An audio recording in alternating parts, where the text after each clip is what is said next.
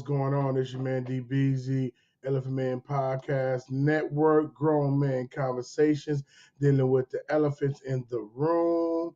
What's going on? Good to see y'all. Shout out to everybody who liked and subscribed to last episode. We talked about, and we are talking about, Nation Builder. This is Nation Builders Part 2. I want to read some things, some scriptures or whatever, but I'm building the case up for what I'm about to say. So I'm gonna read.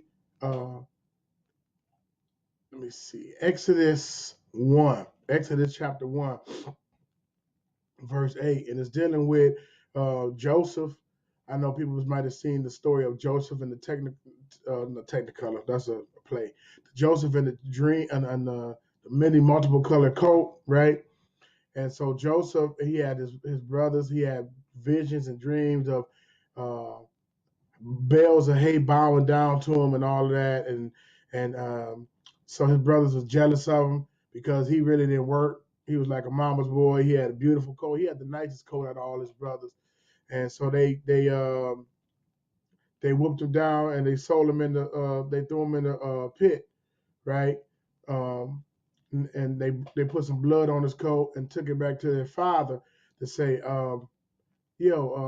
Joseph died, right? So they thought Joseph died, but then he went through a lot of different transformations. He went to jail, but he was still one of Yah's favorites. He still had a relationship with Yah, even in the midst of jail, even in the midst of betrayal of his brothers, all these different adversities against him, and he still was blessed. And he would interpret dreams and stuff like that. So he interpreted Pharaoh's dream, and he said, it's going to be famine in the land. He said, have gathered food for 7 years because 7 years of famine is coming. So he gave a prophetic word to Pharaoh that actually happened. And so Pharaoh made him a chief over the house of Egypt. But he was an Israelite. He was a Hebrew. And Pharaoh made him chief over the house of Egypt. But after a while, that Pharaoh died and a new Pharaoh rose up. And this is what he said. Check it out. Now a new king arose over Egypt who did not know Joseph nor the history of his accomplishments. He said to his people, behold, the people of the sons of Israel are too many and too mighty for us. They greatly outnumber us. Come, let us deal shrewdly with them so that they will not multiply and in the event of war, join our enemies and fight against us and escape from the land. Wow, that sounds real parallel to something that happened in this country, right?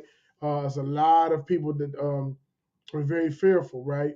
A lot of the African Americans in this community were growing and they were free from slavery in 1865, and it was a lot of people that was fearful. And because a lot of the slave owners or old slave owners, like, man, they're going to do to us what we did to them. But I believe personally, a lot of the slaves wasn't feeling that way. They just wanted to get started with life. They wanted their 40 acres and a mule. They was free. That they were glad that they were free, and they had a lot of brainwashing going on with Willie Lynch and stuff like that. A lot of people believe Willie Lynch wasn't real, but you can look at how the African American male and African American female function, and you can see, man, it had to be some truth to the Willie Lynch letters. Go ahead and look that up, PDF Willie Lynch. But I didn't think that they were ready to rise up. They didn't have anything. They didn't have no land. They didn't have no weapons. All they knew was working on the plantations, right? They didn't have no land, no weapons, no nothing. So they weren't really trying, in my opinion, trying to rise up. They just wanted to get started with life. But it was some fearful people in the land. And then that's where the Ku Klux Klan rose up, I think, 1868, or like 2 years maybe after slavery, the Emancipation Proclamation and stuff, and slavery ended. And these little groups rose up, and they would terrorize, they would lynch, they would burn crosses on African American yards, they would run into their houses, take their things, the little few things that they got, right? They ain't really got nothing but a lamp and a rope, go in there and take that stuff. They would lynch them and just terrorize them, right? They didn't want African Americans to vote. They didn't want them to hold position of office. They had things called the black codes where they couldn't gather after a certain time. Too many black people together or African Americans together was considered illegal. So it was a lot. It was a lot of paranoia after slavery in 1865, right? And so a lot of they had a lot of chain gangs. They had a lot of people going to jail right after slavery. And they said that little period is like a 20-year, 30-year period after slavery ended that was worse than when slavery was. Because if you think about it, during slavery, the master did not want to kill the slave or want him totally wiped out because they needed him to produce and make, make the cotton, pick the cotton and pick the tobacco or whatever they was doing on the plantations, right? And if you kill them, then you got to go buy another one and groom another one. But after slavery, with the chain gangs, people would go to jail for crazy reasons, right? And then they would have them work to death. So in coal mines in Alabama and all over the place. So when they would land railroad tracks for the country, so when they would just die, then all you gotta do is just go get another one, lock him up, and then have him finish the work. Again, this is a hard conversation. I'm not anti nobody. I've just been studying and looking at some of this stuff. But when people do dirt and do wrong, they kind of get paranoid and like that. But it was so amazing that he said, let us deal shrewdly with them so that they might not multiply in the event of war and join our enemies and fight against us and escape from the land. So the Egyptians didn't want the Israelites to escape from the land. They didn't want them to rise up and be more in number than them and team up with their enemies, right? And then that's crazy how even when the war happened, a lot of the British soldiers were saying, "Hey, come join the Redcoats. Come join us. We'll give you freedom and stuff like that." That's a big fearful thing to say, man. You joining up with our enemy, quote unquote enemy at that time. So that's crazy. He said that. Okay, I'm gonna try not to get off task because we're almost done. So the taskmasters over them. So they set taskmasters over them to oppress them with hard labor. That's verse 11. That's Exodus 1, verse 11. They set taskmasters over them to oppress them with hard labor. And the sons of Israel built Pithom and Ramses as storage cities at Pharaoh. So they built up Egypt. They built up Egypt.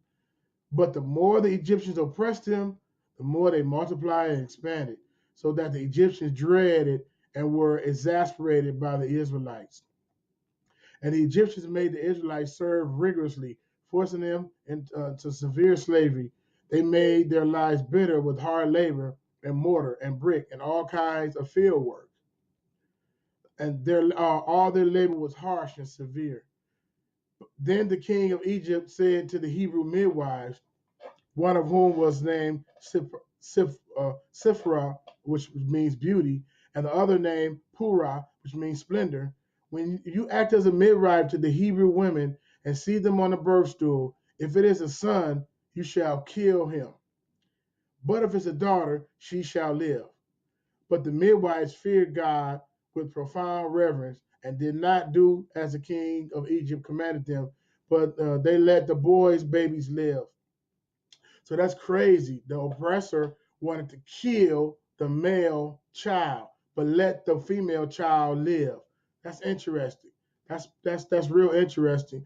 And so a lot of times the oppressor if they don't want to physically kill the male child, they want to mentally and spiritually kill and castrate the male child. Again, this is a hard word, but we got to talk about it, right? So the king of Egypt called for the midwives and said to them, "Why have you done this thing and allowed the boy babies to live? The midwife answered Pharaoh, because the Hebrew women are not like the Egyptian women. They are rigorous and give birth quickly, and their babies are born before the midwife can get to them. So the Egyptian midwives was like, man, they have a baby so fast. You know what I'm saying? They just keep on popping out. We don't have time to kill them, because once we about to kill one, they have another one, right? So God was good to the midwives, and the people of Israel multiplied and became very strong. And because the midwives feared God with profound reverence, he established families and households for them. Then Pharaoh commanded all the people, saying, every son who is born to the Hebrews must be thrown into the Nile, but every daughter you shall keep alive. Early on, a lot of African American babies were thrown to gators in the South, right? Thrown into to the water as gator bait, right? I'm not making this up, right? We got a real hardcore history here in America. It's so much parallel going on right now, but I'm running out of time. It's your man DB. Subscribe, like. Again, don't.